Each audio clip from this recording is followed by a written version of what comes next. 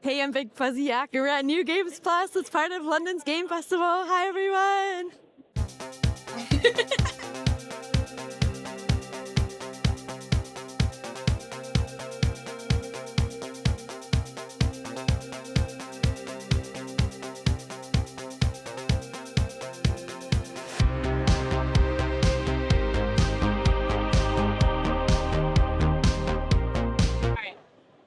Say something, anything. Oh, perfect. There you go. All right. Oh my God. Hi. No, I'm not famous. The rumors are not true. I am not famous in any event that I seem to be at, even though I'm at every single event in the UK and Europe. Oh my God. Don't believe any of that. I'm not famous. I may have shared many stages with many people. Doesn't mean I'm famous. Especially when those people are not famous, as like I'm not famous. And I'm just going to ramble about how not famous I am. But the most famous person you should know at any gaming event is BigFuzzyYak, because she is famous and she's awesome. So there you go. There you go. And that's my findings from New Game Plus in London. I played lots of games and I've talked about none of them. Thank you. Thank you. Alien Games. I'm Helen Carmichael, and this is my son, Callum Burkett. Hello. And we've been working on Forbidden Solitaire since January of last year. What it is it's about a cursed CD-ROM. You find it in a thrift store. The CD-ROM dates from 1995. You bring it home and you start to play it. And all kinds of spooky things start to happen, basically. We're working together with Night Signal Entertainment, and those guys made Home Safety Hotline, which you might have heard of, which is a really popular horror game. And they have brought a whole bunch of creativity, some amazing artwork, FMV clips with live action, filmed in dungeons, and all this kind of stuff to the table. And we've been making, Grayling Games has been making like solitaire games for like several decades at this point. And we've brought all the game design and the card play. And Callum here is kind of responsible for quite a lot of the interesting mechanics and cool jokers and stuff that we've got in the game later on. And it's kind of creepy and spooky, but it's also a little bit goofy. So it's sort of fun horror. And it's definitely got a strong kind of 1990s vibe. And yeah, it's coming out very soon. We can't say exactly when, but very, very, very soon. Price range should be $15.99, but I don't know what that is in English money. Yeah, no, that's fine. Yeah, so we're very excited for the launch. We're very excited for the launch, which will be soon. Yeah, very soon. It's been in a bunch of festivals. It's done really well. People seem to love playing it. Streamers seem to love playing it. So yeah. Is there anything else you'd like to ask us about it? Cool. You're welcome. Thank you. Yeah, go for it. Cool. I'm Joseph, and I'm Brine's programmer. I'm Fraser. I'm the producer for Brine. And I'm Harry, the level designer. We're making a game that is essentially Cornish version of Doom or Duke Nukem, but it's set in our home county of Cornwall. Yeah, so this is our local pub. Level 1 takes place in. We use a blend of real-life locations as well as fictional areas. Environmental interaction is crucial, as well as that, steady-footed gameplay. It's solid-paced. You are killing an invasion of fish people that have taken over your homeland, and you are one disgruntled fisherman. Play Brine and wishlist on Steam. Wishlist now. Pretty please. Please. Well, how long have you been making the game? Almost 2 years. Yeah, it's been about So, yeah. So we're working on it almost 2 years. It was a university third-year project initially. We're now a studio making the game. We haven't got a release date just yet, but you can wishlist on Steam. Our first demo is on itch, but we'll have a Steam demo very, very shortly, hopefully. Releasing into early access sometime next year. I won't give you too much more than that for now. But yeah, please follow along. It's fun. It's a fun time. Thank you. Thanks very much. All right, we're good. All right, so our game is Museful. It's a 2D color-fueled Metroidvania. You're exploring the world as this little lizard, and you're trying to restore emotion to the canvas. And you'll be restoring it through like spreading color, unlocking abilities, and you're traveling with your companion Lucy. And she's unable to express her emotions. So each time you unlock a new emotion, it's like a massive step for her. And she's going to have a lot of ups and downs throughout the journey. And there'll be tons of other characters you meet. And yeah, we look forward to hearing what you guys think. Thank you. Person is not here. There you go. And we are making a Metrovania game. It's a 2D hand-drawn art world, and she's the illustrator. I'm the designer. And our game is about like a lizard using color to paint the monochrome world back, and to sorry, let me think about it. I was gonna say, I really like the art style. It's very cute. And it looks like it plays smooth as well. Yeah. We spend a lot of time on the improvement of player controller. Okay. Yeah, to make it like handy, not floaty. How long have you been making the game for? We've been making the game for roughly 1 year and 2 months. Okay. Yeah, we're the team from founded by UKGF, Okay. and we're a team of 3 now. And our director currently is not here now. She's roaming, and Okay. he's always the talkative person to like take the conversation. And Fair enough. yeah, and she's we 3 of us like we met at same uni. Okay. Yeah. Yep. Same.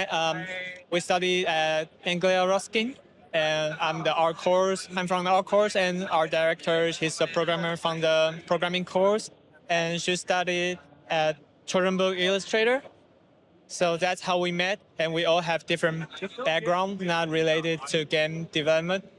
But after we graduate, we have a interesting story, like a lizard to bring the color back to the world. And now here we are. We bring our ideas to the work and join the event, join the program, and it was competitive, and we survived.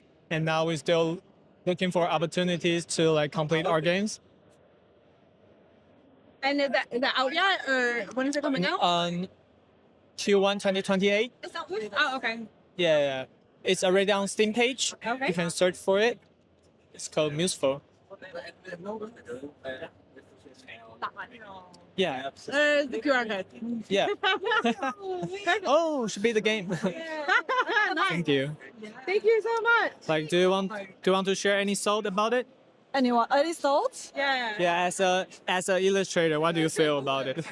Okay, so personally, I'm not a gamer at all, but I pretty enjoy this game because even though you are not good at combat, not good at any like controller playment, but you can still enjoy, like you can read it as a picture book, like if you enjoy the 2D this kind of style. And you can meet many characters that with different personalities. So I'm sure anyone could like find a niche in it. Okay. Thank you so much. Thank you. And this the game about like releasing the emotion and color by color. Yeah. So as you see, the world is black and white mostly. So it means the emotion is got locked. So you have to like you can have your own decision. Like you can use different color to release different emotion. So when you interact with characters or important story point, they will have a different reaction. So it will lead to different ending, different play style, and also we all like love Sok Song, but it's too hard for us. So we think there's a target audience there, like really enjoy Metrovania game, enjoy the movement, enjoy the combat, but sometimes we just need a little bit help from others. So we have a cool feature in our game that's similar to Splatoon. Like we have a pen gun, like a companion around you, so player 2 could like always drop into the game if they want. So it will be like a cozy vania for players. So who want to enjoy the story or enjoy the gameplay, they could both get what they want. Yeah. Sorry, it takes me a while to think about it. It's fine. Thank you so much. Yeah. Hi, so I'm Ryan, lead programmer at Centaurus Software, and this is Erebus 9. It's a retelling of the story of Dante's Inferno, but reimagined as a sci-fi cosmic horror. So think of games like Still Wakes the Deep, Alien Isolation, mixed with that idea of traveling through your personal 9 circles of hell. Is that... Yeah. Is the game out? When does it come out? How much is it? So we're still in development at the moment. We've got a gameplay demo here, and we've been working on the game since uni, and then we've sort of come out of Transfuser from the UK Games Fund, Okay, yeah. and then we got a bit of funding from that to make this demo, brought it all back down to brass tacks, and we're hoping to polish this out and potentially go for a publisher. Thank you. Thank you very much. I love.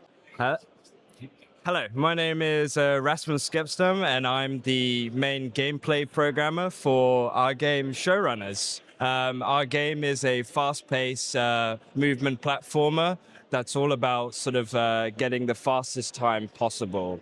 In the game, you'll find different skips and ways to sort of cheese the level so that you can get the fastest time possible. There's also tickets spotted around the place that you can use to buy extra skins, new abilities in the store.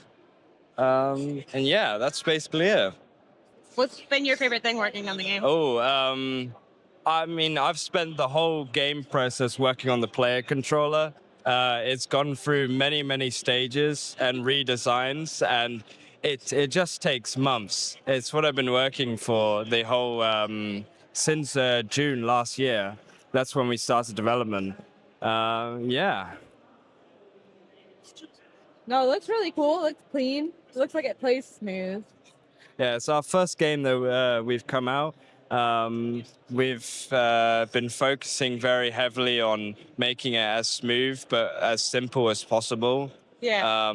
But we also wanted some challenge to it. So the controller can be a bit hard at first, but the point is that when you've played it enough, you know how to get the most time and speed. Yeah. Everything is physics-based, so you have to really work with the momentum of the player. The player sort of works like a spring. So if you really sort of use that to your advantage, you can get a lot of height and speed from slamming into objects and or ramps. Yeah. Anything else? It's hard on the spot. I'm trying to think. Yeah, we hope to release in August this year. Please wishlist the game. And what's going to be priced at? I think we're going either $10 or $8, something around that price point, with a 25% sale on release. Yeah. Thank you so much. You're welcome. Thank you for your time. Hey.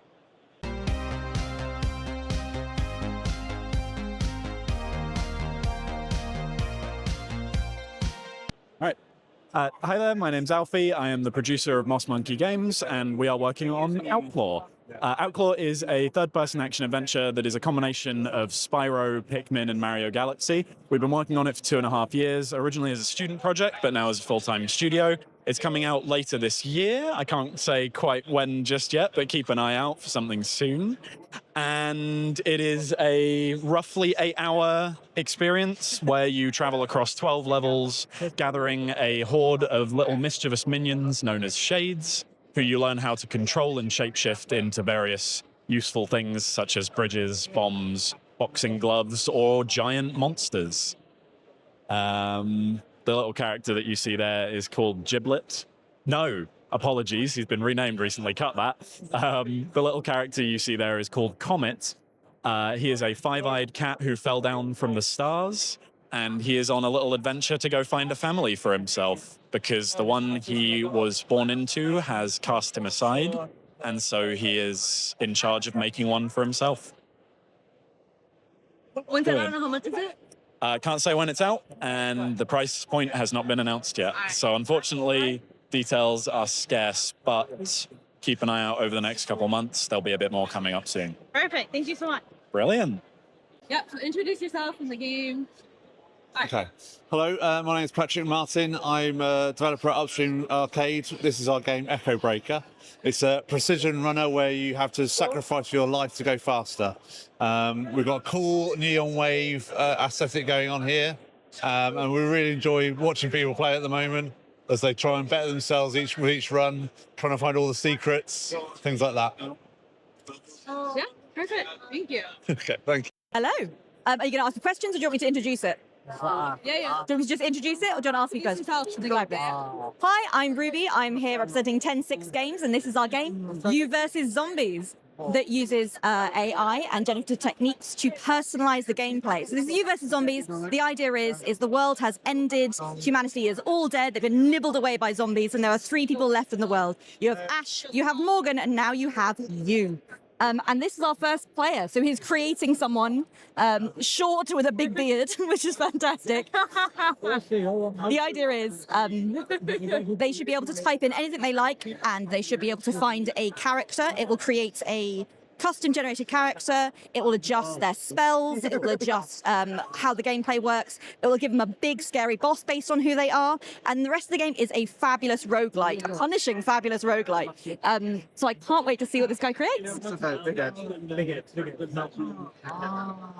Big head. I like that. Big head. A big, bold head, which is fantastic. It's just a big bold head. So yeah, this last one is personalities. This might affect things like who your big boss might be. It would be, for example, what your spells might look like, what your stats might look like. Nerd. Is that all good? I love it. Just a big old nerd. I love it. What was the name you put in? I missed that. Just A. I love it. So it will take about 10 to 15 seconds, it should do. We are obviously reliant on the Wi-Fi at the moment, so it depends on how fast that is. But normally it's between about 10 15 seconds, and it uses our proprietary tech, the Infinity system, to create you your brand new character. Can we get a drum roll? And here we go. That is a big bold head. Fantastic. I love it. With a chin rug. Fabulous. So you are the balanced earth mage. We have 4 archetypes. We've got balance, we've got luck weaver, we've got speedster, and we have bruiser. If you hover over the eye here, it'll give you a bit more information about why you've been or how you've been personalized. Aggressive actualities. I guess that's the nerd coming through. So you've got cerebral hyperfocus and beard aid. What? My programming just kills itself. 100%. If you want to pop the headphones on, you will have voiceover, and we have also got, it will choose the music based on what you've put in as well. Do you have like, is that also like a learning machine? So is that a... Sorry, what was that? Do you have like a bunch of music that's like... So the music is pre-created, but it will choose your environment and it'll attach the sound based on that. Yeah. Presumably like an earth major that he's doing like an earth area. Yeah, it might. We've got a set of environments that it'll choose from, so it might put you. I'm guessing it'll either put you in the woods, or I don't know. It'd be interesting to see. But yeah, Earth Mage, it might put you in the woods, or because you're a nerd, it might put you in an office. So you're the research hub in Silicon Valley. There we go. That makes sense.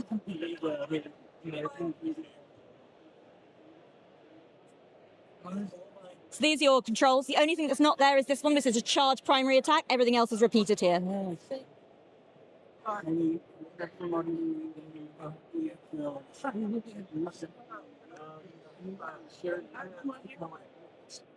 Fabulous. So this is the survival level. You've got to survive for 3 minutes. The zombies will slowly start attacking you. There you go, lovely. So you'll survive for 3 minutes. We also have other objectives, things like collect, where you're collecting items. We have protect, where you're protecting NPCs and survivors. All of these are your XP. If you collect those little orbs, you will have a chance to level up within the level as well.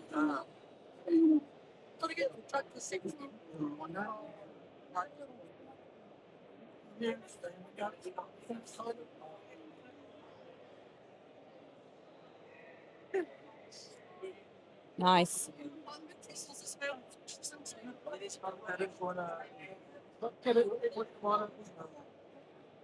Oh my god, that's a powerful attack.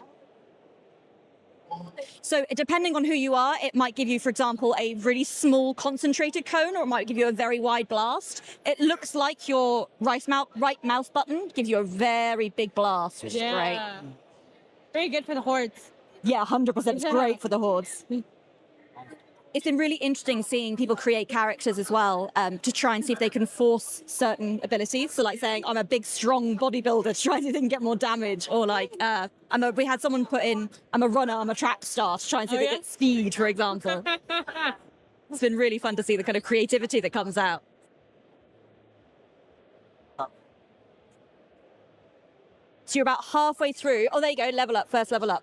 So you can choose to do any of these. You can click on them to find out more, and then you click and hold to select. Damage. It's the obvious one, isn't it? But everyone goes for damage. More damage, the better. This is not how you want to do this. This is not the ideal. Whoa. That secondary attack is really good. That's a lot of zombies. That's definitely getting overrun. Come on, you can do it. I'm so sorry. Of course, this is my first day as a host. Because you were doing so good. You were doing really well. We've currently got a playtest that we're opening up to people, but we are going into demo in 2 weeks' time. So we'd love for you to come have a look. If you hop onto our Discord and let us know who you played, we're happy to show you who your big boss would be. If you can send us a little message. But yeah, our QR codes are there. But thank you so much for playing, guys. Thank you. Thank you.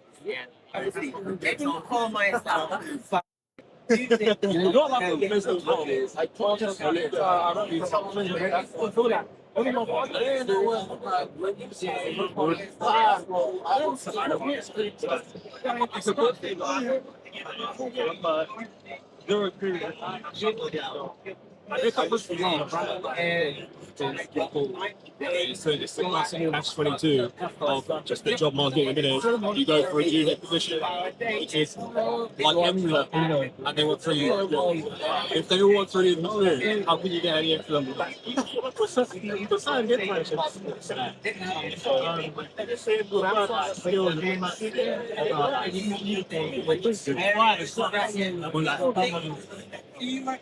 Hi, I'm Anisa Sanusi and I'm from 1TK Games, and this is our game called Turnbound.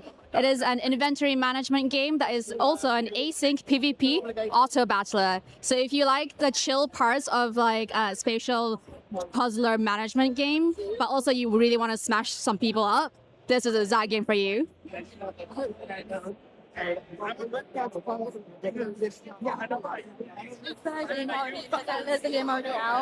game is currently out on early access and we're releasing version 1.0 next month. So on 6th May, you can get to play with all 4 characters. We just announced our newest character, Kitsune, this week. Wow,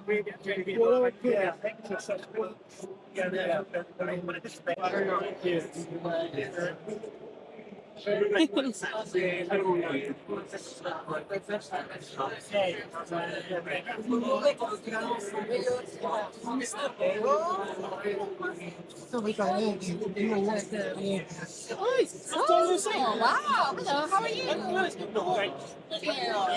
Wow. That seems like my favorite fight ever. It was. That's when I was at Hutch from Movement, so just before COVID hit. I don't believe that. I'm sure I've seen you after that. You might have, but I feel like I've done at least one post-Hutch. hopefully. Post-Hutch. Okay. Thank you. That's my new name. Yeah. Then we'll go to on the version 1.0 is easy next month. Thank you. You know what? I'm all the time. Hi, I'm Haz from Beyond the Pixels, and this is my game, Astroburn. Astroburn is a delightfully bonkers, insane cute 'em up. Think parodious, think popping tune beat. In fact, if you love cats and cool action games, you're going to love this. So I'm super happy to be here at New Games Plus and people playing the game. So the game comes out April 27th as early access, but you can play the demo now on Steam, Epic Games Store, and GOG. How much is the game going to be?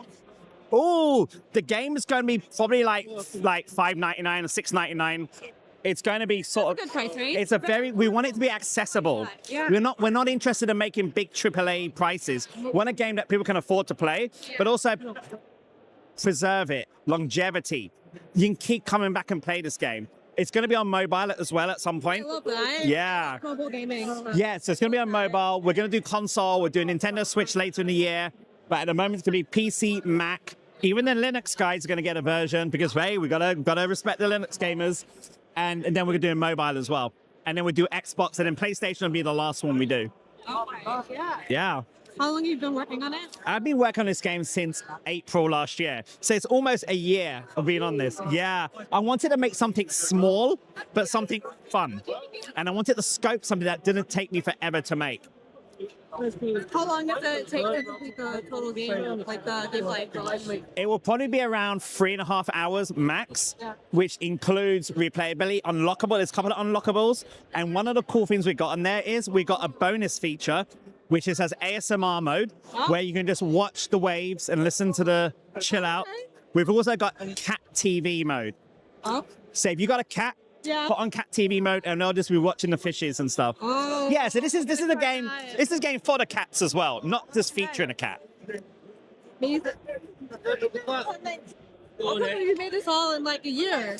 Yeah, Really impressive. yeah. I mean, my background's usually working on AAA games, so I wanted to make something that was small, scopable, but most importantly, man, I just want to have fun making it. Yeah. That was the most important thing. It's hard to do that with you, like, because you can't put your thoughts in. 100%. We're able to pivot very quickly, make decisions very quickly. This is what I love about indie devs, like in AAA. Yeah. It's a passion project that's just what a player wants. Yeah, I agree. I agree. Amazing. There's not all the red tape. Exactly. And we got lucky with our publishers, Pixel Doors, and they're like what the most loveliest publishers because their mandate is make it more bonkers. We know what we've signed up for bonkers. You give us bonkers, and it's great to be able to work with a publisher that really understands what we're trying to do and encourages us to do it. Amazing. Thank you so much. You are welcome. Thank you. Yay. Hi there. We're at New Game Plus today with our new title, Planted, which is playing right here. So it's a 4-player competitive horticultural combat game. So it's part gardening sim, part sports game, and you battle for resources and compete across multiple zones in like a cultivated chaos of madness.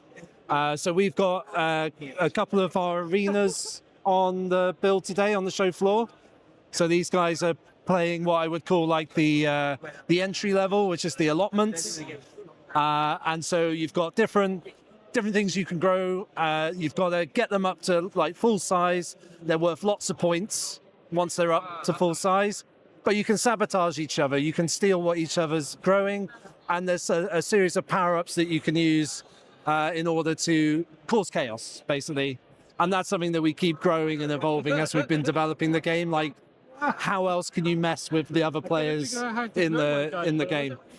What it really comes to life with is when you've got a 4-way battle. So we started out developing it as a local couch co-op game. But since then, we've added online multiplayer, and we've also got some seriously competitive bots who can play the game probably better than I can.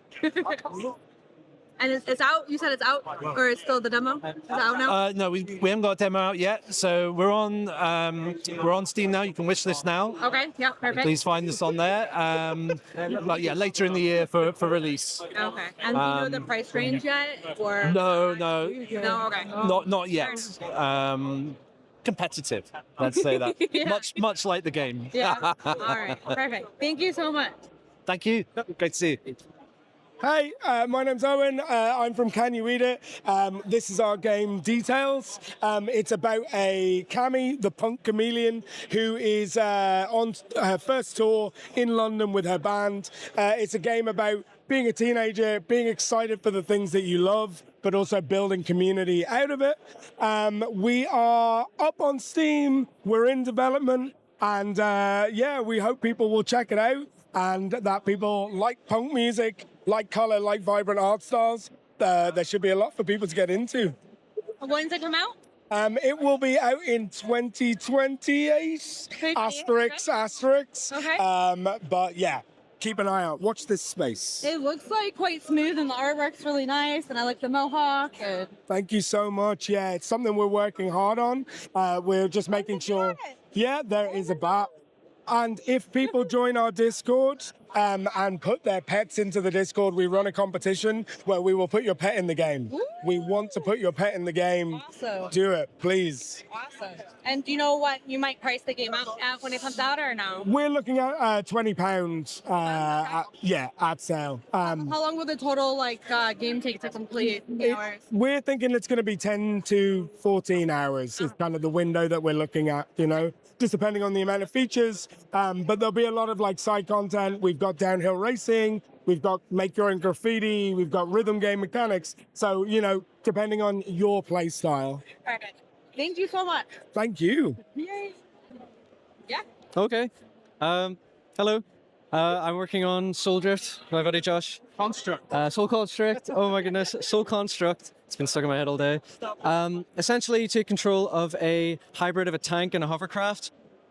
You live in a dead world run by machines, and you have to jump in, descend into this superstructure built around a dying star and get as much as you can, as quickly as you can, whilst managing the other pedestrians and residents that dwell down here that will sometimes want what you want, and you have the choice to take what they have. Although every time you do that, you may incur the wrath of something much bigger than yourself. No. So try and get as much as you can so that you can build yourself stronger, push deeper, and kill bigger things. The bigger they are, the harder they fall, and the bigger the payout. The ship is completely modular as well, and the weapons are based off of tank weaponry as well. And yeah, that's pretty much the gist of Soul Construct. Did you say it was out or? No, so this is pretty much a prototype. It's Okay. just under 3 months of development. Wow. Okay. Yeah, it's we're pretty pleased with it. We're pretty pleased with how it looks and plays so far, and people seem to be enjoying the general concept of it, and the execution of things like the controls. People say it feels natural to fly, which for a flying game is actually stellar. Flying games are very hard to. Yeah, no, we spent quite a while trying to narrow that down, so it was really stellar that people are like, yeah, this feels good. Funny enough, we actually kind of modeled it slightly off of Minecraft creative mode flight. Oh, I like that. So that gave us a bit of an edge case there. But yeah, no, it's just under 3 months, and part of Madman Studios as well. We've been making games for about 3 years, making little projects, prototypes. We've been sent over to LGF under the banner of Northern Ireland Screen. We were very fortunate. We were part of their incubator fund, and they were very graceful to support us through this. And yeah, it's a real pleasure, to be honest, to be sitting here with it. Perfect. Thank you so much. No, thank you. Hey.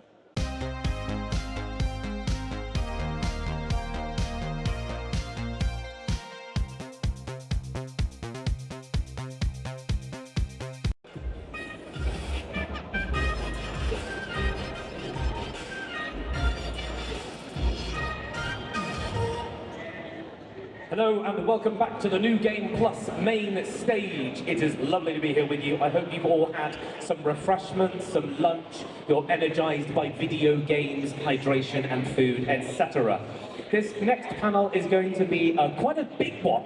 There's definitely going to be more than one individual up here on the stage, and you're about to see that I am not exaggerating. But what a wonderful group of individuals they are. So you see, every single year, Games London Ensemble programme searches the length and breadth of the UK games industry for the people who are quietly or loudly, and I fear I might be a good example of that, reshaping this very industry. The 2026 cohort, as you hopefully will have just seen up on the screen before this very talk, are a remarkable group. Between them, they cover AAA studios, bedroom indie projects, content creation, education and community building, etc. So much more.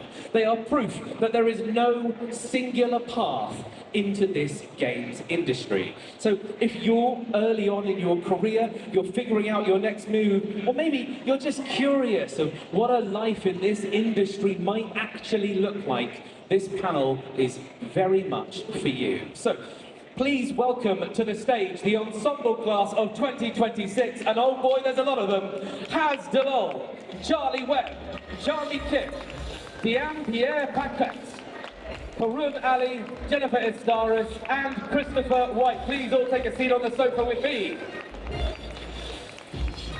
Thank you very much. Keep the applause going. And now please welcome to the stage their host, me.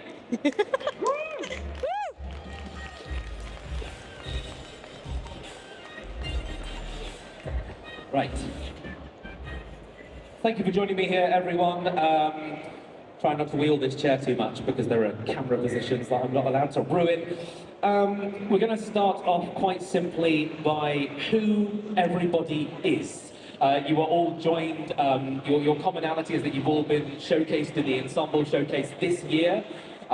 You've all had that really delightful moment where you went to Trafalgar Square on Monday and had your faces blown up to, I'm told, 35-foot tall blimp proportions for everyone in London to enjoy. But for those who may not have seen those displays or are maybe learning about this program for the first time, please, if you could just go ahead and introduce yourselves. You've got microphones on the table there, and as you're the first to pick up yours, you're going to be the first to introduce yourself. Of course I am. So, my name is Diane, or people know me as Indidi. I am a content creator, business owner, and lead organiser for Link Up London.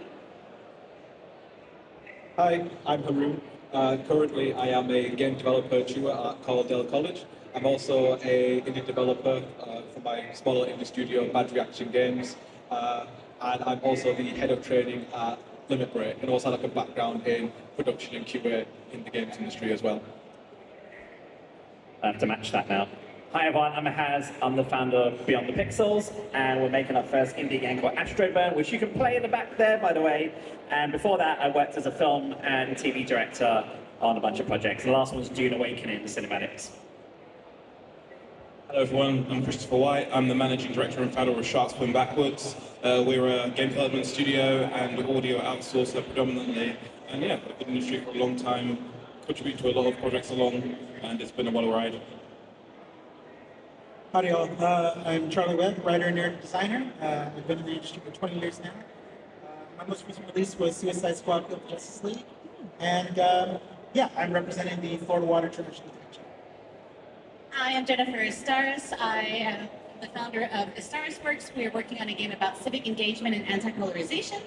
I also consult on games and sustainability. And prior to that, I directed Monument Valley 3, which is about climate resilience, flood resilience, and is nominated for a BAFTA this year. Huge congratulations on that. Please, one more round of applause, please, for our panelists. Really great mix of people here in the room. Love to see it. So, with all these questions, we'll kind of go like up and down, kind of Mexican waving it. I hope that doesn't get too confusing for the audience, and that we can all keep track of what's going on next.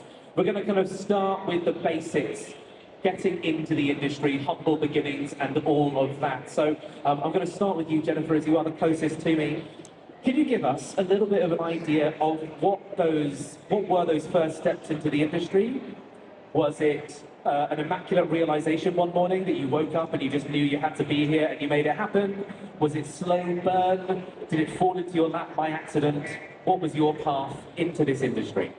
I think I've always loved games, but it wasn't until I was in grad school for creative writing, taking a class in game design, that I got lured into the dark side, and here I am today. So yeah, follow your dark side, I think is the moral. In my case, it began like all great things in the early 2000s with a Craigslist post. I answered a job for a small mobile studio in New York, and I just kind of got hooked. Writing, branching narrative games, and the projects got bigger and bigger and bigger, and the industry got more and more scary. I decided to pursue a career in games pretty much from going to university. So coming out, I had a pretty clear idea of what it was I wanted to do. When leaving university, it wasn't the best climate for the game industry. It was, in terms of, studios weren't really hiring a bit like they are now. So essentially the route I took was to kind of found my own audio outsourcing studio. And what benefit from that was also to find teams that were able to utilize my skill set, and it was a big help because obviously what you need in this industry to be successful is repetition. You need practice, you need progress, you need to keep doing the role. So if you can find a way to do that consistently, that will leave you in good stead for when you actually want to join a studio or potentially down a freelance path. Yeah, that's right. I actually can relate to that. I was the kid that didn't go out and play out with his friends. Right? I was that kid. So I was at home, I'll be like, downloading every piece of software I can, learning it, making stuff. And we didn't have the internet back then, so I'll go to the print shop, print stuff out, and then try to send stuff out to studios, and so many rejections. Oh my God, so many no's I got. And then one studio called Davis Studio back in '98 said, well, come in for an interview, your portfolio sucks, but we like the energy, what's in there, we're a bit of training. So I got very lucky, but it's persistence. I just kept sending. And eventually, once you get your foot in the door, then it's up to you to keep going and just keep getting better and learn from as many people. I was the first person in and the last person out. I was that guy. So yeah, so for me, I knew from like a very early age that I wanted to work in the games industry. I didn't really know like the different sort of paths at the time, so I kind of had the generic idea of, oh, I want to be a game designer. So when I finished secondary school, I learned about like the educational route through like college, university. I originally wanted to go into the games industry as an artist, but that didn't kind of work out the way that I hoped. But I did find like a different career path through initially QA, and then went into still games adjacent with like education. So I actually ended up teaching at the college I studied at. So I don't think I ended up doing the whole those who can't do teach sort of situation. But then after a few years of teaching, I was developing my skill sets. Like being a teacher really pushed me to develop my animation, my 3D skills, because I wanted to be the tutor that I wanted when I was a student. So I was like, I can't like mess around here. I need to know what I'm talking about. So I was pushing my skills. I was networking with like say Gavio, Games Republic in Yorkshire. But then I had this kind of this hunger and drive, like, you know what, I want to be in the games industry, I want to get back into it. And so similar to what you were saying as well, like I was applying for like different jobs, it's like say 50 applications, and I managed to get a job at Cloud Imperium Games that do Star Citizen things, so I played it, as a QA tester. So I really enjoyed my time as a tester. Like, I think in my first 3 months I did get promoted to embedded environment art tester, and I never knew that embedded QA was a thing. So, and how you can actually create a career in QA, and I fell in love with QA. So I was like, oh, I'm going to stick with this for I think nearly 4 years there. So I fell in love with QA. I didn't really have that kind of desire to kind of become an artist. I mean, I was embedded, so I could have gone into art to push myself there, but I just fell in love with QA, and then I was still hungry for more. As you well know, Jonas, I love to do like STEM work and just push myself, promote the games industry, like everyone and get involved with Limit Break to the point of like doing too much. Like you've said to me so many times, like, oh, you need to calm down, you're doing too much. But I just love kind of being involved in the games industry, not just as a vocation, but being a part of the community and the people around me. And I guess for me, I never thought that I would be in this kind of industry. Like my whole plan was to open my own restaurant because, you know, I love cooking and I actually studied for hospitality management, you know, got my degree and everything like that. So gaming was never on the agenda, even though I've been a gamer since I was a kid. When I was at uni, there were jobs going for Sega for QA, and I'm like, oh, there are no girls there. Yeah, sure, why not? I got in the door that way. I was a QA tester there for about 4 years, worked my way up the ladder to a lead.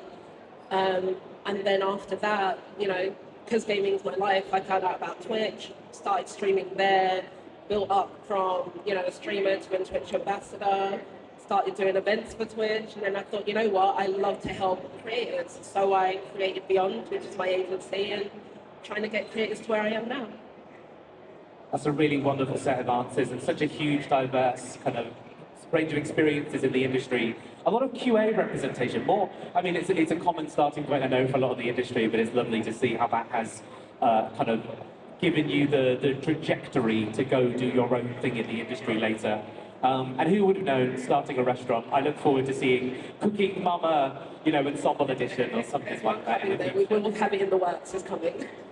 So, from humble beginnings to being spotlighted in Ensemble, think there are going to be moments in your career that you feel for you were maybe sort of like, they could have been the ignition, the thing that started that flame and kept you going. It could be that 90-degree left turn that took you in a very different direction than what you were expecting, which is something you guys have already touched on already.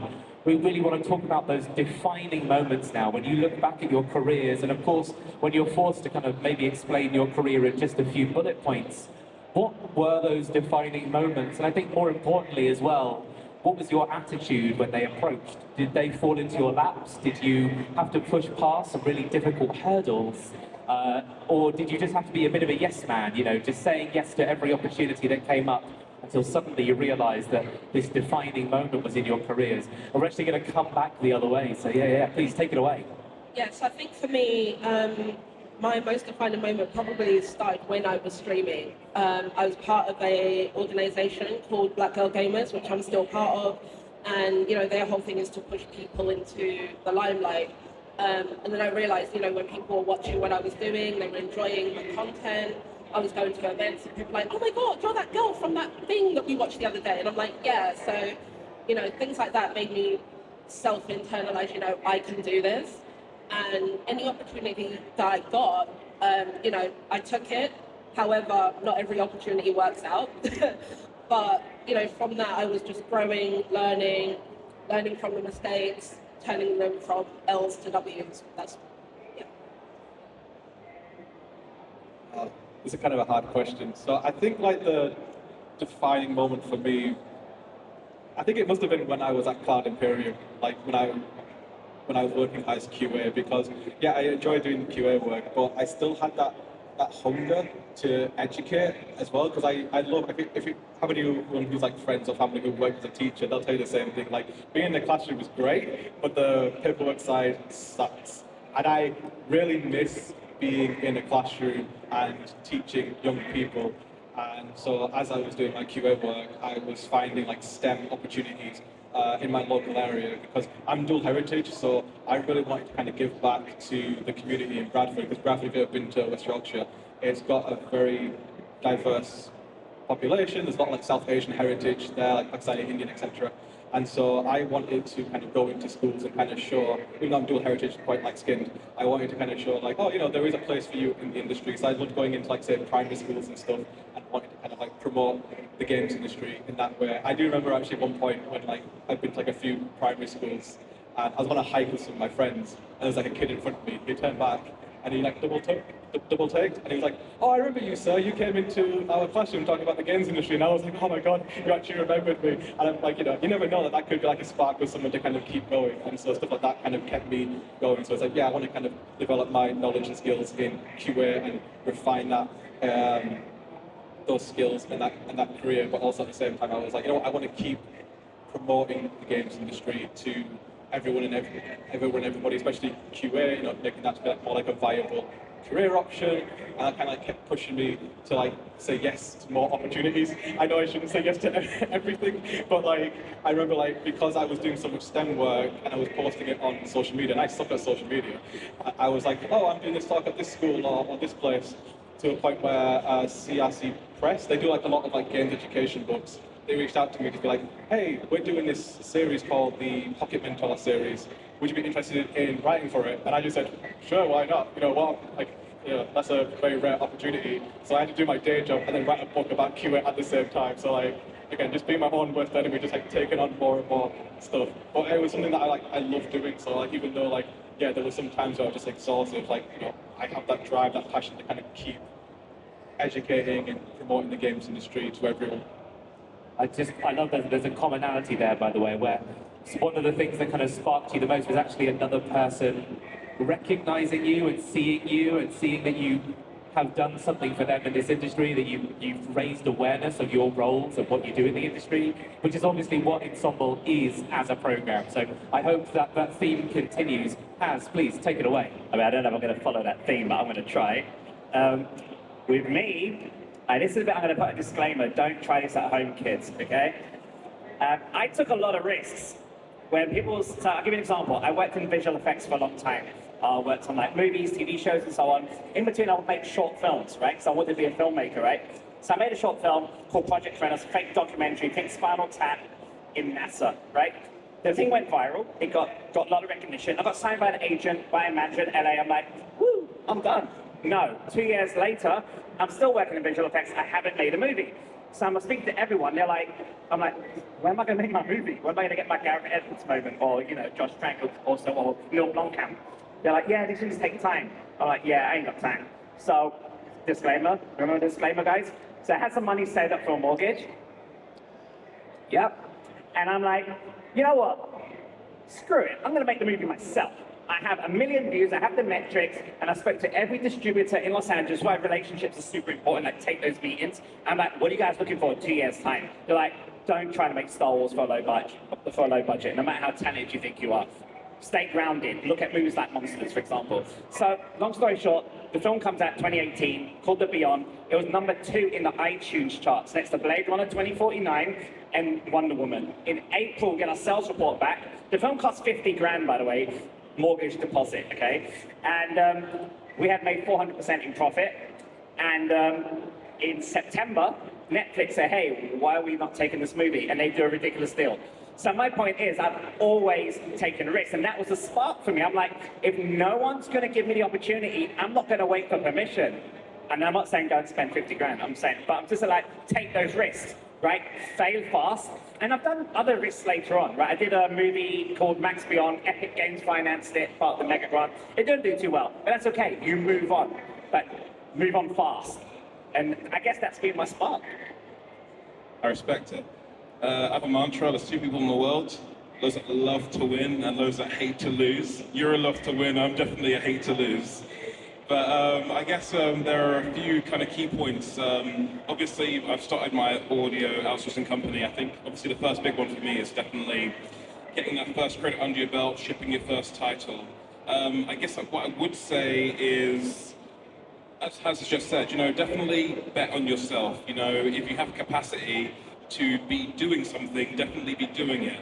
And also try and do team-ups, you know what I mean? If there's people around you, there's opportunities around you, don't take anything, you know what I mean? You have to be a little bit selfish at times. So for example, if I want to work for you and you can't pay me, is there a rev share agreement? Or can you do something on my project? There are definitely ways to get projects moving where you don't need capital in place when you get started.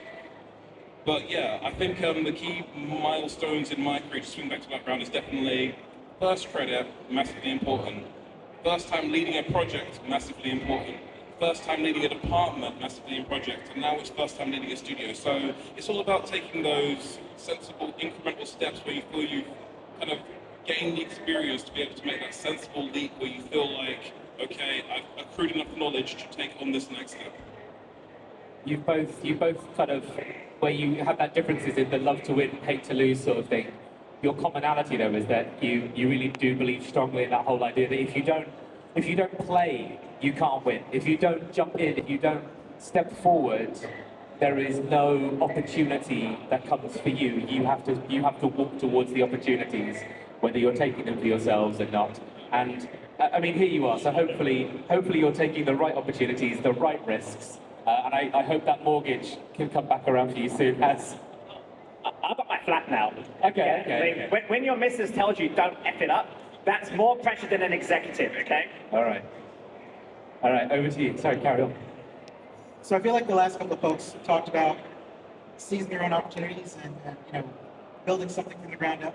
I think one of the big turning points for me was my very first game job, where I was working shoulder to shoulder with like 8 other writers, which is unheard of, you know, throughout the rest of my career. It taught me to collaborate. It taught me to work with a wider team, but it also taught me basically you need to be looking out for the person next to you, and they're going to be looking out for you as well. And I think that's the thing that's carried me for the last 20 years. Solidarity with other workers. Understanding that just because management has the money doesn't necessarily mean that they have the taste. And being able to fight for your own choices because you know how to do good work, and the person next to you knows how to do good work, and you can synthesize that into something great. I wish there was some sort of deeper, you know, great grounded thing that I could pass on to someone else beyond. Make friends with people that you work with, and make alliances with people that you work with, and find solidarity with them. But that's the thing that's kind of stuck with me over the last 20 years. Understand that you are part of their lives, they're part of yours as well. And we're not in competition with one another. We're collaborating with one another. We're building with one another. This industry isn't, I don't know, no one got into this to be casino owners and to, make games that are driving other games out of the industry. We're in this because we love making things. We love sharing stuff with the rest of the world. So how can we enable one another? How can we share knowledge? How can we pass that on to the next generation? I think those are the things that have kind of helped push me forward. I really like that. I mean, you're connecting with others in that way. You're sharing your humanity with others. Yes, and I think for me, my turning point was when I was age 5, and my dad would come back. He's a surgeon, and he would do laparoscopic surgery. So it was like you minimally invade people, things in here, put a camera down, and then you could like watch above while you operate. And a lot of other doctors would ask him, how did you get good at this? And my dad said, video games. And that's when I knew games can change people, they can transform, they have purpose, they have meaning. And that's also when I knew I didn't have to be a doctor anymore, kid of immigrant parents, all that stress, all gone. And I knew like I wanted to pursue something that could help impact people meaningfully, and you could do it with fun. And the second meaningful moment for me was when my child was born, and I was like, what kind of hell are we leaving them? I mean, we're in the middle of a poly crisis, we can do better, and we can do better with our skill set. And if my skill is in making games, I want to use this skill for good. So that was my turning point. Excellent. Some very sort of unique and very passionate examples of where you've all come from, the things that have defined you, being the humans and the experts that you are in your fields. I'm really curious what video game would have made your dad good at that surgery. All I can picture is Snake, just navigating those hard right turns. But we'll dig into that off the stage.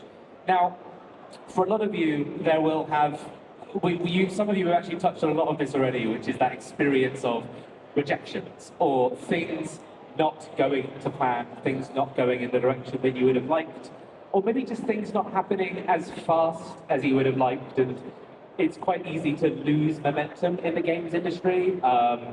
Charlie, you talked a little bit about that isolation as well, that idea of being alone and how having a team, having people with you could really change things.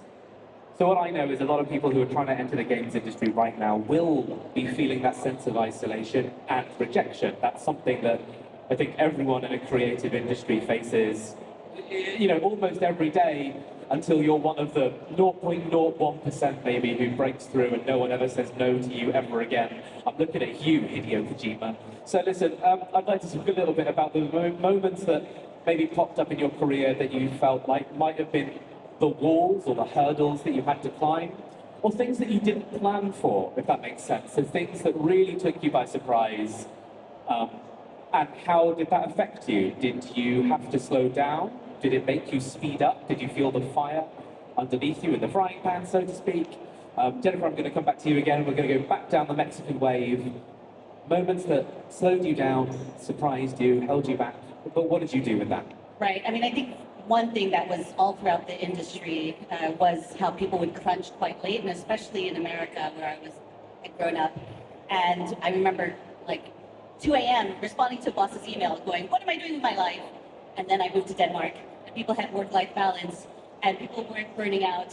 And it took that big move across, taking a risk, to be able to realize we can do better, we can have better lives. But even like the first time I moved to Denmark and I started taking a holiday or a vacation, I was getting sick every vacation because my body wasn't used to that. And then finally, after a while, I got used to it. Now I have to take a vacation all the time. But it's really important to have well-being at one of the highest priorities. See, I'm going to jump in with a downer. I have been through, in the 20 years that I've been in this industry, 6 rounds of layoffs. I've been laid off 4 of those times. So when I say 6, my friends and coworkers and people that I was intensely loyal to no longer had their jobs at the end of the day. What I learned from that, one, I still belong here after all of it. The first time you lose a job, the first time a job doesn't work out, the first time you're rejected, you have this feeling of maybe not belonging, maybe you're not good enough for this, whatever. No, I'm still here. I still have that skill set. people still find value in what I do, but more than that, I can still find people who are passionate about this work that I can do this alongside. So I don't know, it's kind of going to the advice phase very, very early. Looking at any kind of defeat, any kind of setback, that doesn't necessarily mean you're not supposed to be here. Sometimes things are systemic. And you got to start thinking, well, what can I change about the system? What can I change at my level to make things better for the people who are coming in after me? What can I make better for the people who are standing next to me? That's kind of what's been driving me over the last, I want to say 5 years or so. Yeah, no, I definitely echo that sentiment. Yeah, redundancies happen, especially in this climate. Projects will get cancelled. It is a case of you need some sense of resilience, you need some sense of self-worth. I've been speaking to people in the industry for many years now. People from 30 years, people down to like 5 to 1 year. I think everyone has imposter syndrome at some point in their career, and it's normal to feel those setbacks. But you need to remember why you're here and the value you bring to the industry. Generally, we're all here because we want to be here, especially in this climate. Generally, I think you are going to be engaged if we were left by now. So I think it's important to remember those issues you love and remember that you are important and you deserve to be here. I'd love to take it, but I'm not watching. Wow, I'm in deep mode here. I think for me, it's me open up to you guys now, but like, I was on a high, right? Making those feature films, doing this TV show. I'm like, yeah, nothing's gonna stop me, man. And I did this animated film, right? Called Max Beyond. Think Akira meets The Raid. Sounds pretty cool, right? Done in Unreal 4, epic, financing it and stuff. And then when it came out in 2024, it bombed. It bombed. And I was like, oh my God, like, I worked on a film that bombed. And everyone, like your agent, your manager goes, yeah, that's not a good, not a good look. And like your producing partners are like, well, it doesn't look good, it doesn't look good. And I'm like, well, hang on a sec, guys. Hold up. I mean, I was down for a bit, yeah? But now, hold on a sec. I made a freaking animated film in a game engine, right? And it got released. Yes, it didn't work out. But there's certain things that you don't have control over. I can't control the market. I can try to make the best possible movie. It sounds like therapy. But in reality, it made me stronger. It made me think it's okay to fail. And I feel like we're in a culture sometimes that no one talks about their failures. Everyone goes on stage and says, hey man, I did this thing, I won tons of awards, blah, blah, blah, right? But once in a while, talk about your failures, because your failures is what makes you what you are today. It gives you those red flags, it gives you those warnings, but also it makes you rethink like where you want to go. So after making an animated film, I was like, you know what? I'm going to make a video game. Why not? And I got people saying, don't make a video game, dude, you're nuts. I'm like, I'm going to make a video game, and I'm glad. So embrace your failure, because it makes you who you are today. I'm going to say that's some great advice there. I give the same advice to people who want to be mentors in Outbreak as well. I always say to them, yeah, it's good to talk about your failures and the pitfalls, because, what do I say to people now? So I say, your experience is like hindsight for a person. So maybe in your life, you kind of oh, I wish I'd done this, I wish I'd done that. If you are a mentor to someone else, then it's like, hey, you're kind of going into the same kind of pitfall that I was going in. This is what I learned from it. This is how you can kind of circumnavigate it. So I think that's great. And take that kind of I guess it's negative aspects and kind of find the positive, find those learning experiences as well. I'm not trying to be too depressing with stuff as well. So I think there's 2 moments that I can think of that were kind of difficult hurdles that kind of overcame. I think one was when I was trying to transition from games educate into the games industry. So I built up a lot of these sort of soft skills and transferable skills that I felt were applicable for production or QA roles. Because I think if you can handle a room of 15 hormonal teenagers, I'm pretty sure you can handle adults working on a game. So I was kind of getting a bit bummed out that I was sending out similar to yourself 20, 30 applications, not getting anything. That's the worst bit, when they just get this radio silence. But I remember speaking to someone at I think it was the second opening ceremony at Limit Break actually, where I talked to them about my previous work experience, and they were saying that oh, you've got tons of knowledge and expertise and transferable skills that would be appropriate for being a producer if you're trying to go down that route. So I guess I kind of learned from that, was oh, maybe I need to kind of make it a bit more obvious in my CV and cover that, how those skills in sort of my other jobs that aren't games industry specific can transfer over. It's like, okay, this is how it's applicable to that. So it's like, you know, just trying to pinpoint those sort of things. I think as well, recently, I'm sorry if it gets a bit like depressing, but like I was living abroad in Tenerife, working for a games company there, and it was my very first time kind of living alone, and especially living abroad as well. So like kind of coming out of COVID, and I was kind of like had that hunger to be like, you know what, yeah, I want to kind of explore the world. I've been stuck inside for like what, 2 years at that point, so I was like, you know, I want to kind of venture out a little bit, and I kind of dipped my toes into being a producer, and I was doing well for a while, but then I just hit this like mental wall where I was struggling to do my day job and struggling to do like my own personal projects, like break stuff and everything. And I just couldn't get over this hurdle. And I wasn't like being lazy about it. I was genuinely trying to put the effort in to be better. So I got like a mentor. I was going to counselling and stuff, trying to help me kind of overcome this mental blockade. And there was some circumstances happening at the workplace where I kind of took a step back and said, you know what? I think I'm just going to take a break. So I kind of just like, I quit my job. I didn't have a job lined up. I was just like, I just need a break from just stuff. I just kind of like recuperate, kind of just refocus a little bit, and you know, just see what happens. But I learned as well, like what you were saying, like, you know, you're not fully in control. Like, you know, you have to kind of realize that, okay, in life, you know, things out of your control. Don't try to harp on that too much. You know, just kind of go with the flow a little bit. So I kind of relearned that a few years ago. I came back to the UK, and I'm quite blessed. I've got my current job as a part-time game tutor as well. But I think just taking that break and just being like, okay, I'm in a better place mentally. I feel like, you know, I've got more energy in me that I can now kind of get back to what I'm passionate about. You know, I'm trying to give it like my all. To a degree, I'm trying not to kind of burn myself. I always tell you, like, you know, I always say to Jonas, like, oh, I'm a bit burnt out. I'm just trying to take a break from some stuff here. So I'm trying to be more active and kind of looking after my mental health so that I can be like the best tutor, the best like team member, the best version of myself, basically. Follow up from. No, I think for me, like when it comes to like hardships and stuff like that, it's more from a content creator perspective. So, you know, when I started, there was great momentum. I was very consistent. COVID hit, even more consistent because everyone was inside, right? Everybody's like watching and seeing what you're doing. But when COVID ended, I moved to Australia, and I was there for 2 years. Bearing in mind 11 to 12 hour time difference when my main core was, you know, the UK and the States was very, very difficult. I lost at least half of my my community from it. And it was really hard to start building up that community again. But I had to push through it because it's something that I know I'm good at, something that I enjoy. Then when I moved back here, the community that I built in Australia fell off because, again, time differences and everything like that. And then, again, trying to rebuild from the community here because they're like, are you back? Are you on holiday? Like, what is your thing? And I'm just like, well, let's just wait and see. I'm here. So, you know, trying to build that up from, you know, a high point to a low point, and it was literally a whole back and forth, quite a lot. And it was like, you know what? If I stop, then I've defeated my own self, and I don't want to do that. I want to win. I want to succeed. I want to build. So I kept going. I started pushing a lot more harder on places like Twitch and YouTube.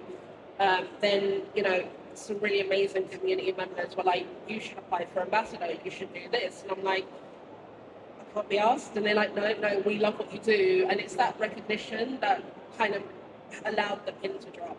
And I was like, you know what? I'm going to push. I'm going to keep going. As soon as I made ambassador and stuff like that, I was like, I want to build the agency. And a lot of people are like, oh, no, don't do that. There's a lot of gaming agencies out there. They're going to swarm you. And I'm like, I'm just going to make my agency different, make it unique, something that no agency does, which I have now. And, you know, the proof is in the pudding. We're building, we're growing. So, yeah, from hardships you get something good. Thank you for taking us through all of that. All of you have definitely climbed hurdles that will resonate hopefully with people in the audience, whether they're hurdles that they're currently facing or that they're hurdles that they might face, you know, perhaps a week or a year from now. And I hope that, you know, just hearing a little bit of how the Ensemble crew this year have handled their own hurdles, I hope that a lot of you can transfer those into your experiences. Hopefully you don't have those experiences, the first thing I say. Hopefully everyone just managed to glide through. No red shells, no bumps, no bananas, no slips.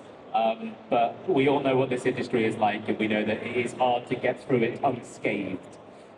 So thank you for taking us through those experiences. I want to now sort of really ask you all to kind of think of, this is almost going to be a little bit of like a one-liner from you all really, but what would you say to someone who kind of wants to follow in your footsteps? You know, what piece of advice would you have for them? What would you tell them to do or not do, I think is perhaps really important. And perhaps there's a little bit of a self-plug if you want to as well. Like, how can people maybe learn more about what you do or your organization or your work? How can people follow in your footsteps after we all leave the stage today? So again, we're going to bring the Mexican wave back now. Yes, so we are starting over with you. Please. Okay, so one piece of advice that I would give anyone: do not let imposter syndrome beat you, because that's what will stop you. Again, like for me, if you guys want to find me, I'm everywhere. I'll be on Twitch as InDD. You'll see me walking around here, so find me. My agency is Beyond, and what I teach my creators there is to, you know, shoot for the stars, because the worst that can happen is you'll land on the moon. Shoot for the stars. Maroon in the thinking man pose. I think the important thing I always tell people is that like there are like, sort of different avenues, different paths in the industry. Like you don't just have to be like a programmer, designer, an artist. I think like there are multiple different vocations that like everyone here on the panel. Like well, it doesn't matter what kind of role you're in. It's still a game developer, it's still part of the industry. I think that's something that I think Rami Ishmael said like a few years ago, and that's kind of stuck with me for a very long time. It's like, you know, if you work in HR, if you work in finance, you know, in a games company, you know, you are a part of this industry, you are a game developer. So I think it's like, you know, being a part of the community is the most important thing, because there's so many wonderful, amazing, talented, beautiful people that will help and support you and like, you know, motivate and uplift you if you just reach out to them.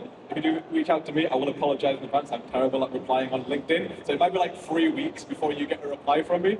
But I'm always happy to like give advice and help people out. And I think a lot of people here, you know, speaking to some of the great indie developers right now, they're more than happy to kind of like chat to you about their game or chat to you about their experiences. And that's a great thing, is that it's such a collaborative industry, collaborative ecosystem that we're all trying to uplift and motivate each other. Especially now with like how the industry's been in a bit of a rough spot for the last couple of years, like more so than ever, you know, we're trying to kind of help each other out. Man, I've got to follow up with that. That's deep. Okay, Hersey, there's no one from Nike here, is there? Or Nike? Okay. There's a reason for this. My advice is literally just do it. Literally, just like you want to write a screenplay, do it. If you want to make a game, do it. Whatever you think, do it. Everyone has different circumstances, we get it, you know, but figure out a way to do it. We live in a world today where there's literally no excuse not to make something. You want to write, get a pen and paper. You want to make a movie? We have these amazing devices that shoot 4K. You want to make a game? Download some free engine and just start making stuff. Put it out there. Literally, there is no excuse, so just do it. I like it. Oh, thank you.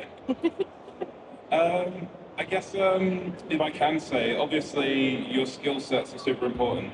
If I can be personal for a second, I never discourage my sons from anything they want to do. They're very young right now, so I'm just like, guys, I can't tell you what job's going to be here in 20 years. I literally have no idea.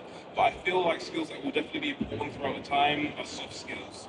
I can't tell you what hard skills will be relevant, but soft skills, teamwork, being personal, being fair, being trustworthy in an environment will definitely serve you along the way. Again, feel free to reach out to me. Again, I am trying to be more active on my socials. And again, yeah, just send me a cheeky message, say you met me here on LinkedIn, and I will accept, and yeah, we can chat, and I will do my best to help you in any way I can. I'm going to be really sneaky and offer 3 pieces of advice. 2 very short, 1 a little longer. Point of advice number 1, join your dang old union. If you are a game worker, join the union. Point 2nd, if you participate in any kind of mentorship, you know, jump into Limit Break, something like that. Get a mentor, be a mentor. Just provide the skills that you have to other people. I'll build them up. The 3rd point, be a dang old freak. And I mean this respectfully. whatever you're making, whatever you're creating, don't fall into the marketability trap. Don't fall into the relatability trap. What you're making should come from you, should access whatever sex, faith, race, personality, persona that you've got that you want to put out there into the world. Don't just bury it for the sake of marketability. Make something that is uniquely you.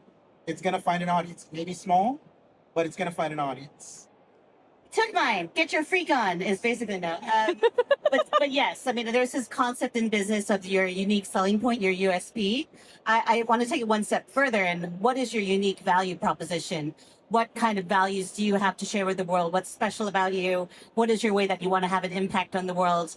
And then lean into it, succinctify it, and then share it with me. And I'd love to collaborate or at least chat or just connect with you. Let's do it. Get your freak on. What else? Amazing. Thank you very much, everyone. So I'm going to wrap up this panel with one last thing, and I hope that everyone on the panel will support me in doing this. But we are all united by an ensemble. I was showcased last year, and it's easily just one of the biggest highlights of my life. I absolutely love it. But it's not done by some invisible process. There is someone working really hard behind the scenes who makes Ensemble happen every single year. So I hope that everyone on stage will just join me in celebrating Shana Jackson, who is with us today. Shana, you have done such a wonderful job. This is the 8th year of Ensemble. That is 8 times 8, 54, no, 62 people. I'm not good at maths, someone fix me. That is a lot of people who have all had their careers, their unique defining moments, their strengths and their weaknesses, their personalities brought to the surface and celebrated and shown to this entire industry to show that there is so much more than you know out there, that there are people who have experiences and representations that hopefully you can attach yourself onto and see yourself in. So just everyone in the audience, please, just one huge applause now to Shana Jackson and the Ensemble crew on 2026. Congratulations. Notice, just an amazing moderator and just full story-reader and everything about it. How dare you? Thank you very much, everyone. Thank you to our panelists. We are done. So now I'm sort of the host again, so I'm going to run over here and say thank you for coming to the Ensemble panel. The camera has to keep up with me. Thank you, everyone, for joining us for the Ensemble panel. Thank you, our 2026 Ensemble crew, for joining us. We're going to be back in just a few minutes now with our next talk. Please. Hi, I'm Juan Arroyo, and I'm the creator of That's So Peck. It's a platformer, fast-paced platformer, where we play as Peck. He's this little goblin. He's immortal, and he's in a quest to save his goblin friends, but he cannot die, so the only thing he can do is to get killed again and again, and every time he dies, he gets a power out of it, and that's the thing that makes him strong. So at the moment, we have this little prototype that we created in 3 months, and we're trying to show it to people and see what they think, and trying to create a community and get some attention from publishers, get funding, and hopefully produce the full game at some time in the next few years. And that's what we're doing.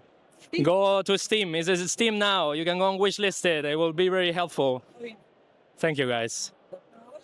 That's a pack. Perfect. Thank you so much. Thank you. Thank you. Oh my God, I'm doing the thing. Why? You're doing I'm doing the thing. Doing it. We're building Moonfrost. It's a farming, building life sim RPG. We've just opened our wishlist on Steam. We've been in development for like 5 years, but we should have our demo coming out soon. So if you like games like Stardew Valley, The Sims, or Zelda Breath of the Wild, then this is definitely one for you. Please come and check it out. It's been my baby for all this time, and I would absolutely love for you to play it. Thank you. Perfect. See? Hi, I'm Rory Martin. I'm the dev behind RMF's Ragdoll Physics experiments. And the game is effectively Stanley Parable meets Gary's mod in the Aperture Science Labs. The game we've been working on now for just over a year. The demo is available now on Steam, and we're planning to release the full version in Q1 of 27, and it will come out around about $18.99 US. And how long does the total game take to complete? To work through the entire game is probably somewhere between 8 to 12 hours. Anything else? Yes. So the so the game is a narrative comedy puzzle game where you are working your way through a facility. You play as Bluey, my friend just here, and he needs to solve various different puzzles and perform physics experiments on the various wooden mannequins that he comes across in the facility. The whole time, everything that he is doing is being judged by a voice, which is known as the voice of the facility. It's a very fun game. I know, I was looking at like the graphics and the animation and the arts and the color palette, all that stuff. And it looks like it plays very smooth as well. So. Yeah, it's built in Unreal Engine 5.7, taking full advantage of Lumen, and the lighting obviously makes it look absolutely gorgeous. Yeah, it does look good. And the whole facility is fully tangible, so it's huge. There are constant corridors and different doors, and there's a ton of hidden areas. There's loads of secret things to find. It really rewards the curious player. That's good. I like that. Thank you so much. Thank you. Okay. Hi, I'm Claire from Flammable Penguins Games, and this is Augmental Puzzles. It's Sudoku in VR, but we are bringing other logic modes in. It's available on Steam, and it's available on Quest. We are going to come to all the other headsets. And yeah, it's for gentle puzzle solving in VR. Well, mixed reality is our preference, actually, yeah. What can I tell you about it? What was your favorite thing about working at the game? Well, so I've been working in VR since 2013. I worked at PlayStation for a long time. I worked on the PSVR 2 and all this stuff. And then I was at Adobe, and I helped the Logitech develop the MX Ink Pen. And we basically hit a point with our previous game when some funding got pulled that we were killing the game. And I'd just done the pen, and I was playing noughts and crosses in a drawing app I'd made. And then I was like, someone must have built Sudoku in VR, right? And then no one had. And I was like, well, I'll build it then. And it was initially going to be a 3-month project, but then I was like, oh no, I really want to do a good job of this. Yeah. So it's actually turned down to about a year and a bit of a lot of polish, and this is really just the start for us. We're in early access. It's very aesthetically pleasing to look at. It's really pretty. Yeah. Thank you so much. We do a lot of work, so those balls you see are really important because when you go from menu to menu, they give a physics simulation that gives your eye something to follow, and it's comfortable, right? Because your average VR game session time is about 15-20 minutes, depending on the game.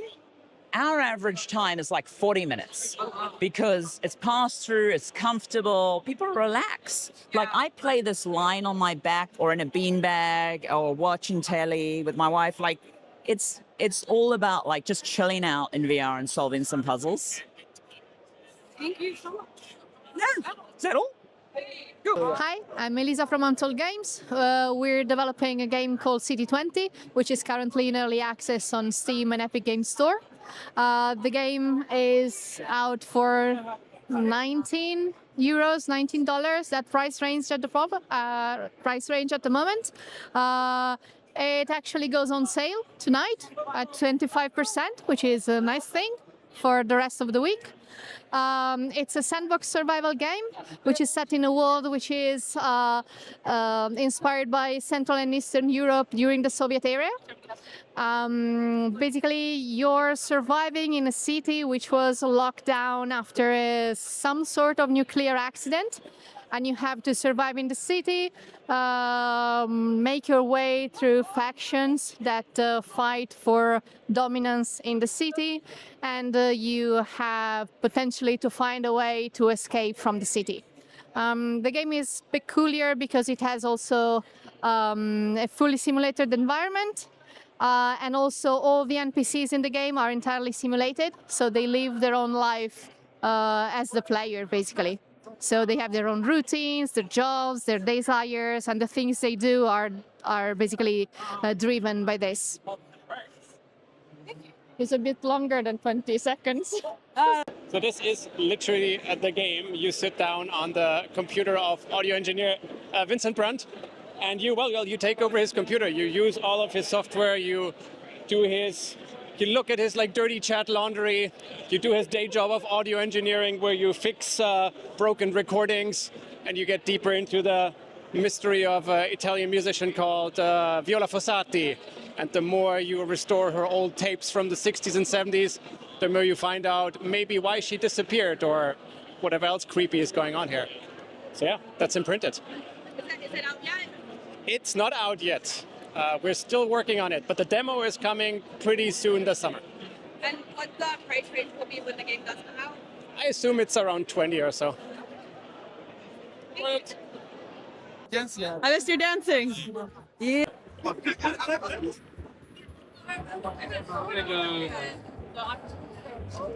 How are you going, Doc? I'm going to ask someone else to. You're wearing the purple on the glasses. Someone to keep going. Oh, no. Okay, so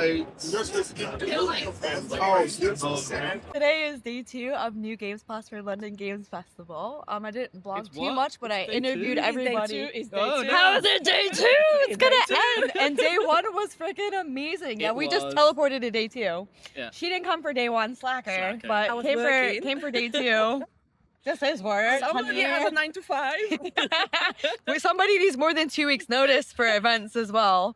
Everyone. So we can plan our schedules, but we love it and thank you for having us. Tell us about day 1, Nate. Day 1 was awesome. If you missed it, I was live at the Devolver Digital booth playing Heave-Ho 2, which will have online multiplayer features, unlike Heave-Ho 1. So finally! And yeah, awesome games. My favourite standout apart from Heave-Ho 2 was Outlaw. Keep an eye on that game. It's going to be really fun. And Ray is here and has a list of games she wants to see today. I do. I have a few games. Do you want to share the list? Oh, share the list. We're gonna get her drawn out so she can share the list. I have a list. And then I wonder if I had covered any of these games yesterday. So we just have to see in the video if I've covered the games that she wants to play or if we have different personalities and like different games. Which is cool, and that's why there's so many games there. So yeah. We do have a list. These are horror girly. We have a list. Yeah. I have 4 AM on my list. I have The Florist, that's horror games, and Erebus 9, and a few other ones. I have a few ones. She has a few ones. She's prepared. I love that. Respect. And we're outside Westfield. Actually, I was actually more impressed with the event hall. When I first saw it online, I was like, what is this place? But they've done it really nice. And I enjoyed it, and it's a big improvement from last year. So good job, team. You guys took the feedback from last year. You improved on that, so thank you for that. I appreciate that because I don't do good in tight spaces as a very teeny tiny person because I get elbowed in the eyeball all the time. And people don't even apologize for it. And then when there's a tall person in front of me, they whip around with the backpack, it hits me in the face, and I'm on the ground. And they're like, oh, what was that? Was that a fly or something? And I'm on the ground, and they don't even know that they've knocked me out. So thank you for having a venue that's got a lot of space for little people like me. I appreciate that. Right? Yes. Yes. We agree. We agree. Yes. See, they agree. Good friends. Yeah, floor space. Thank you. We love you. Okay, we're good. Okay, hi everyone. I'm Davide. We are Scry Studios, an independent game development company. We also provide B2B services in both games and non-game related services. And right now we are developing Crucial. That is a co-party game from 2 to 4 players on Unity. And this will be released on PC and consoles, so PlayStation, Xbox, and Nintendo Switch too. Right now we have the first world with 12 levels, and you have to collaborate with your teammates to fix machineries that will break up randomly in the level to earn all the stars. So you play as a member of an interdimensional repair crew member, and basically you can travel around space and time, so there will be different worlds with thematic variation and content-specific mechanics. Yeah, cool. All right, this is Rewilders: The Lost Spring. This is a rogue-lite Metroidvania type progression on this game. It's also a creature collector, so if you want to put the camera right down here, you've got a few of these guys. These are called Hantu. These are the creatures that you'll be collecting throughout the game. And all of these have different bonuses and different effects, and you'll quickly find out that these guys are your weapons. You can see right here on the screen, he's got 2 unlocked right here. And these are the weapons that you carry through your game. So in traditional games, you'll see things like swords and guns and knives and things like that, and you'll take it to like a blacksmith and get the base stats upgraded. This is going to be done with fruits, and you're going to feed your pets, and you're going to upgrade all of their base stats. They're very, very powerful, very, very cool, and it's very, very fun. You'll be going through, multiple rounds, trying to find the best path forward. But speaking of these Hantu, you see our hero here, Abby. Abby has her own skill tree that she upgrades on each round. And there's a lot of combination possibilities here in this game. So you can throw like an AoE. So we've got Keto here, for example. Keto can... This Keto? This is Keto. Oh, okay. Yeah, Keto can drop down acid rain on the enemies that have armor, reduce their armor, and you can snare them in place. And while they're snared, you got this guy. This is Furioso. Furioso can drop area of effect fire bombs, bam, right there at the same time. And then Abby can come in with her air attack, and her jump attack comes down and slams the ground. So you have a lot of opportunities in that way. We've got Mushry here. Mushry inflicts fear on the enemies, and when they're feared, they stand still, and once they see their other enemies in place, they start attacking their own. While they're busy, you can go ahead and throw this guy down. This is Icy, throws a blizzard and will freeze them in place, and then Abby can come in with her charge attack. It looks like a golf swing and just uppercut them right off of a cliff. So those are just a couple of examples. The game is absolutely beautiful. It feels like you're playing an animated production versus like, kind of pulling in inspiration from another game. Our artists really looked at animated film and cinema to like craft these scenes. So a lot of beautiful colors, lush landscapes, beautiful textures, and just an overall fun time on Rewilders: The Lost Spring. Okay, and is it out yet? This will be out at the before the end of the year. It is this year. So if you wish list right now, you can get onto the early access, which is going to be absolutely fantastic. You can jump on the playtest right now if you want to play it. It's, on the 20th. It might be right now when you publish this, but April 20th to 27th. So there is the QR code. Jump on in, join the playtest, and wish list. Very important thing about the wish list, you're not just helping us, you're helping out artists that are out there, because when we hit 50K, we open this up to artists. We sent out templates of these Hantu, and they've kind of designed their own on what they would look like. So we're going to feature them on our channels. If we reach our final milestone, we have our own Hantu that we're going to be adding in. So there's going to be 3 more added to early access, and we may even pull one of those designs and make them a permanent part of the game. So you're not just helping us, you're helping out artists. Any artists that are starving artists, you're putting some food on the table, helping them eat, and you're helping out a great cause. So please jump in, wish list, and join the playtest. I'm Kabam Dork. I'm the community manager for Rewilders: The Lost Spring. Catch me on Discord. I'm Kabam Dork. I'll be happy to talk to you all. Also, is there a price range for the game? I'm sorry? Price range. Can we talk about that yet? The price range? The price range? It will be a perfect price range that we'll reveal later. Yes, okay. That'll be, I'll reveal that at a later date. Yeah. It's getting really All right, of course. early access is full and full reveal. Oh, you got that already? Yeah, the early access, yeah, full bill. Yeah. Perfect. Thank you so much. Yeah, of course. All right. Hi, so I'm the developer of this game called Time. So it's like a rhythm deck builder inspired by games such as like Hi-Fi Rush, Mega Man Battle Network, as well as similar to like Crypt of the Necro Dancer as well. Hopefully see you around. Sorry.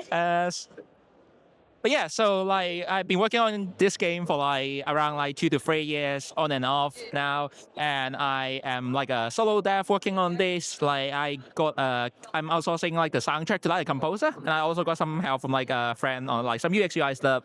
But I did like all the rest of the stuff like on my own as well. So it's quite a lot of work, but like I really enjoy it. So like my plan is to release like a Steam demo, hopefully by the end of this year. And then for the release date, it's still like to be confirmed right now, because like I'm also have like a full-time role at the moment. But yeah, but like I look forward to just kind of like releasing like the demo to the public and see what everyone think about it. And yeah, I'm definitely enjoying this event, and it has been great. So Thank you. Oh, hello. This is how we do it. This is how we do it. Hello. Hello. My name is Terence, and I'm here for your soul. Oh. Please, Uh-oh. please come follow me into the journey of the macabre. Now, hi, we're here at London's Games Festival, and my name is Terence, and I'm just gonna talk like this for the rest of the time. And yeah, please, please, please, you come here. It's great. I love it. Someone, please. I'm not being held hostage. I'm not doing Morse code with my eyes. You have to tell me what you want me to say, because I will just ramble about anything. That's what I love about you. Did you know? Yeah. Yeah, you know. Usually don't need It's still, to breathe. see, I like how we both have smooth hair today. I like it, like twinsies. Like you know. But yes. What about your talks you did yesterday? Yeah. So these people here somehow goofed, and they asked me to talk, and they paid me for it. So what's an extrovert to do? I'm so sad. I'm like, oh, boo-hoo. Wah. But no, I did talk today basically about how you survive in the games industry, because, How do you do that in one sentence? well, you know, you wear a leather jacket, you go out at night and you fight crime. Yeah. Barring that, you basically just build yourself, you know, you work on yourself, but you build mainly your mental fortitude. You prioritize yourself above everything else, about everyone. Like, you know, the old lady, pow, of the society. No. Is this still crime fighting or surviving the games? It kind of flows in and out now. But no, yes, no, you just help, you prioritize yourself. You know, you make connections at these places, you meet people. The other thing is, do not be afraid to ask for help. Because people always think, if I find someone and I'll make a connection, and I don't want to ask them for something, a favor, because it feels like I'm just being a parasite. You kind of are, in a way. But if you ask for help outright, for the most part, if it's a simple, whether it's an introduction, whether it's, you know, just looking for stuff, most people help, and it's all right. Because later on down the line, you can now be in a position to help someone else. So there's that movie, isn't it? That Pay It Forward. It's not just a movie. That's the thing. And that helps. That works. That's what I do.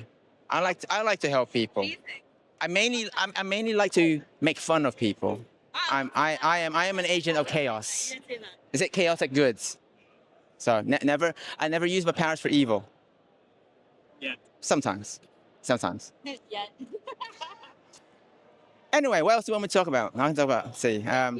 Oh, yes. You wore the t-shirt yesterday. I wore it today. Yeah, I wore that yesterday. Now I have this one. I know. Do you have this one yet? No, because I you know, I think they'll see if they're gonna give me one for free. I don't want to pay for. I'll say that out loud.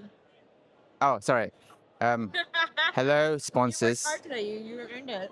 Hello, sponsors. Please give me free merch. Yeah. I'm here for the merch. Yes. Well, no, just to be honest, if I go to events and talks and stuff like that, every time I wore my Kojima shirt, people think I work for Kojima. So if you're a studio and you want a free plug. You do a lot of events. You get a lot of coverage for. No, I actually honest do. Loading Bar loved me because I remember the one year where I posted about them with like a pint of Guinness. And then every time I've gone to the Loading Bar, they would give me free drinks after that. And I was thinking, Terence, that's not fair. Every time I've been out with you, you've managed to wrangle free drinks. Just like that guy. I talk. I talk. Yeah. That's it. But also, I ask nicely. But because of that, sometimes they'll just get stuff. And when someone gives me something free, I'm always appreciative. And yeah, that's it. Be nice. That wasn't one of the talks up there. Be nice. Yeah. But you're always nice as well, anyway. Yeah. So let's actually For sure. let's get the camera over. Oh, don't do this to me. Hi. What's your name? Hi, I'm Brine. And what do you do? I'm a student. And what's your shoe size? My what? Your shoe size. My shoe size is 7.5. I thought you said superpowers, not shoes. And out of all the K-pop demon hunters, which one's your favorite? Zoe. Good choice. Anything else? Let's see. What else? Oh yes. And look, I like that. I haven't seen this man in a long time. I haven't but seen you in like but, a year and a half. But look, yeah. look, we've both got shiny hair today, so you know it's great. Although mine is just turned all white now. Yours has somehow gotten younger. I'll be there eventually. Yeah. Well, thank you for your time today, and I hope you enjoy the rest of the events. And now back to you in the studio. Yes. Over. Thank you.